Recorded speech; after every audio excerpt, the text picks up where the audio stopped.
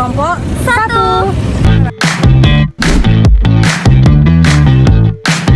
Kami akan melakukan mini riset untuk pemenuhan tugas akuntansi syariah, yang dimana kami akan menjelaskan mengenai prinsip-prinsip dan perbedaan antara bank syariah dengan bank konvensional dengan judul Implementasi prinsip dan praktik akuntansi syariah dalam operasional Bank Aceh di cabang Aksara. Happy for watching! Apa pagi nih? Masih pagi. Abang menit lagi baru siang. Iya. Apa itu? Jadi sebelumnya Pak, perkenalkan diri kami dari Universitas Negeri Pak. Di sini sebenarnya ini untuk pemenuhan tugas mata kuliah mini riset kami di mata kuliah akuntansi syariah. Ini nama saya Dinda Dwi Aprilia. Nama saya Naris Pak. Jadi kami ada menanya beberapa pertanyaan sih Pak mengenai akuntansi syariah. Jadi pertanyaan pertama nih Pak, Ini tujuannya untuk apa nih? untuk Cuman kan kalian ada materinya konsep dan prinsip akuntansi syariah, Oh, gitu. konsep dasarnya. Iya. Jadi makanya tidak ada bank-bank syariah aja Pak. Iya. Oh gitu. Cuma tahu lah biar penerapannya kemana. Iya. langsung aja ya Pak, masuk ke pertanyaan pertama. Jadi bagaimana penerapan prinsip dasar akuntansi syariah Pak, seperti keadilan, amanah, dan transparansi dalam kegiatan operasional bank syariah ini? Prinsip keadilannya. Nah, kalau kita berbicara prinsip keadilan dalam sistem akuntansi syariah ini, semuanya intinya ada berbasis nisbah ya. Kalau untuk tabungan itu kita berbasis bagi hasil ya, bagi hasil nisbah. Dan untuk pembiayaan juga seperti itu, ada yang margin ya, margin untuk penerapan margin itu untuk akad muamalah, kemudian untuk akad musyarakah itu kita bagi hasil. Cuman karena masih belum harus disesuaikan, maka kita memakai equivalent rate, disesuaikan dulu berapa gitu. Jadi udah diterapin ya Pak. Sudah, akad-akad kita sudah menerapkan untuk pembiayaan itu ada akad musyarakah kita di sini Allah, dan itu selalu sesuai dengan penggunaannya. Untuk pertanyaan kedua Pak, bagaimana bank syariah ini memastikan seluruh transaksi dan produk keuangan itu tetap sesuai dengan ketentuan syariah, terutama terkait larangan riba dan praktika? Perbankan syariah atau perbankan konvensional ini kan pasti ada otorita yang menjaga. Ya, misalnya ya tetap kita harus sesuai dengan prinsip syariahnya, artinya aturan-aturan yang sudah ditetapkan oleh OJK, kemudian Bank Indonesia, kemudian juga Dewan Syariah Nasional dan Dewan Syariah kita, semuanya termasuk juga nanti dari audit, kita juga diaudit. Nah, bukan berarti kita sudah benar, mungkin belum semuanya benar, makanya ada tim audit kan yang belum benar ini diluruskan nih seperti ini. Contohnya seperti bisa bilang untuk pemberian diskon. Pemberian diskon itu kan sebenarnya diskon, contoh pembiayaan nih, pemberian diskon itu untuk nasabah yang mau melakukan pelunasan bagus kan, menguntungkan. Tetapi kita ada juga aturannya, nggak bisa asal-asal. Salah juga, padahal itu ini salah. Jadi apa namanya itu kalau di ini namanya pemberian diskon, ada bahasa khusus ya. Apa lagi? Pertanyaan selanjutnya Pak, apakah bank syariah memiliki sistem laporan khusus seperti laporan zakat, infak, sedekah, atau kegiatan sosial? Kalau ada, gimana pelaksanaannya sekarang? Yang disampaikan oleh adik tadi hal apa tadi terkait dengan pencatatan zakat, itu ada semua pasti. Nah, itu tidak boleh, tidak ada apa yang menjadi, artinya di bank syariah ini, bank syariah ini apa yang sudah menjadi aturan yang pemerintah itu harus ditetapkan, dan apa yang menjadi dari jasa pelaksana syariah itu harus dijalankan juga itu. Dan itu secara teknisnya itu di tingkat pusat kita, karena sekarang harus terlindung ya.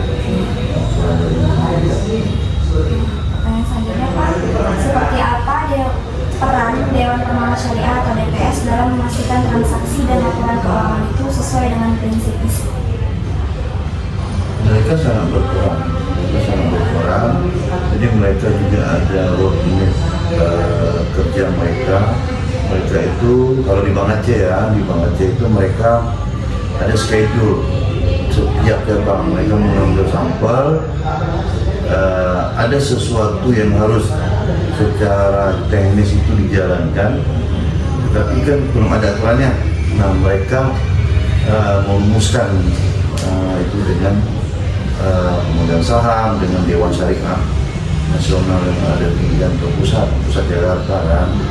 Itu mereka, oh ini menyulitkan nih, mana caranya supaya tim kita itu jangan bola nih. Atau untuk ini akadnya harus ini, dan kita belum ada akadnya nih. Nah untuk membuat akad itu kan harus support dengan sistem. Nah harus dibahas juga dengan IT, termasuk semua kebijakan. Jadi itu tugas mereka cukup berperan. Pak, pertanyaan selanjutnya, Pak, ini apa adalah perbedaan mendasar antara bank syariah sama bank konvensional? Kalau kita lihat dari pengertiannya ya, pengertian bank umum dengan bank umum berapa tuh profesional dalam itu kan diproses. Ya. Memang kita sering melihat dinamika banyak yang sama aja bank syariah dengan bank konvensional. Jadi ya itu pemahaman, tetapi kan semuanya kan kita berproses. Syariah ini kan bagaimana menjadi lebih baik penggunaannya. Tidak ada langsung jadi enggak ya. Apalagi ya alhamdulillah ini bank yang pertama konversi secara keseluruhan, artinya dia langsung spin off sih, putus ya dia langsung memisah atau konversi, langsung konversi dari bank nasional ke syariah secara keseluruhan, dan Bank Aceh yang pertama di Indonesia. Jadi bank-bank daerah lain juga belajar ke Bank Aceh. Jadi Pak, perbedaan khususnya itu di mana Pak antara bank syariah ini sama bank konvensional? Prosesnya ya, proses ya, termasuk di dalamnya kan ada akad-akad penggunaannya harus sesuai. Kalau di syariah itu apabila kita salah, akad yang kita berikan itu tidak sesuai dengan penggunaan, maka itu sudah menyalahi aturan. Jadi harus dilunaskan. Itu karena perintah, itu kadang-kadang yang kita takut itu perintah yang harus kita jalankan dari pemeriksaan itu, OJK, dari kadang-kadang itu yang nggak boleh, karena nanti larinya bisa ke pendapatan tidak halal. Tahu pendapatan tidak halal? Tahu kan? Harus tahu gitu. Jadi kita nggak boleh terima jadi pendapatan bank, harus jadi ke pendapatan tidak halal. Dan pendapatan tidak halal itu berarti kan sama aja kan? Jadi Pak, pas misalnya ada peraturan baru kan Pak, misalnya dari PSAK atau PSAK tentang akta syariah atau dari OJK, itu dari Bank Aceh sendiri ini langsung disesuaikan atau butuh perencanaan lagi Pak? Ya harus disesuaikan, tetapi kan penyesuaian ini kan nggak langsung kalau memang ada ya harus diberi pelatihan, pembinaan, disampaikan apakah cukup disampaikan, dan kalau memang harus diberikan seminar, pelatihan gitu kan. Nah, itu mungkin otomatis intinya emang harus nggak ada cerita Tidak ada kata tidak, harus. Untuk terakhir nih Pak, pertanyaannya menurut Bapak apa tantangan dan harapan Bapak ke depannya agar bank syariah ini makin berkembang di masa sekarang ini Pak? Kan banyak bank konvensional, masyarakat masih percaya pada bank konvensional, jadi harapan Bapak ke depannya untuk bank syariah itu apa? Ya, harapannya ya,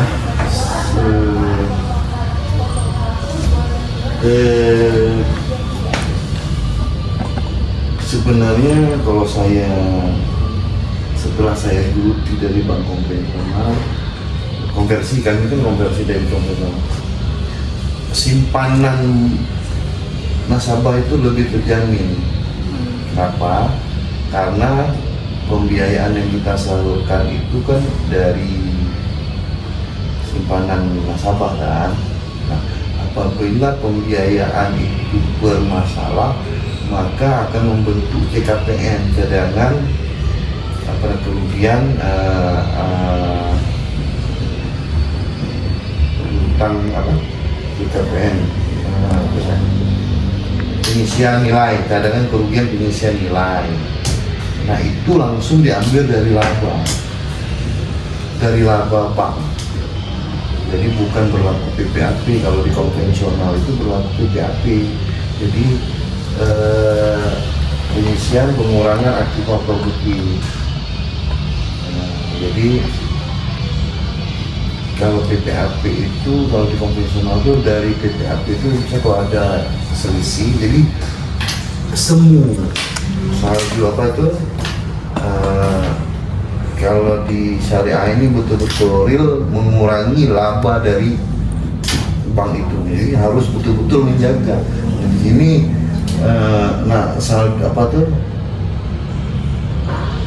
simpanan nasabah itu lebih terjaga.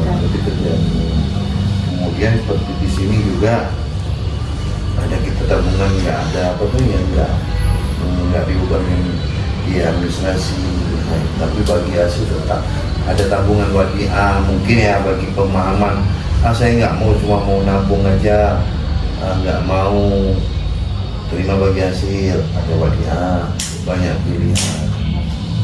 Kasih ya Pak. Sebelumnya Pak boleh tahu tadi nama Bapak? Saya Khairullah. Kasih Pak Khairullah. Terima kasih telah menonton video kami. Semoga video kami bisa bermanfaat ke depannya. Assalamualaikum warahmatullahi wabarakatuh.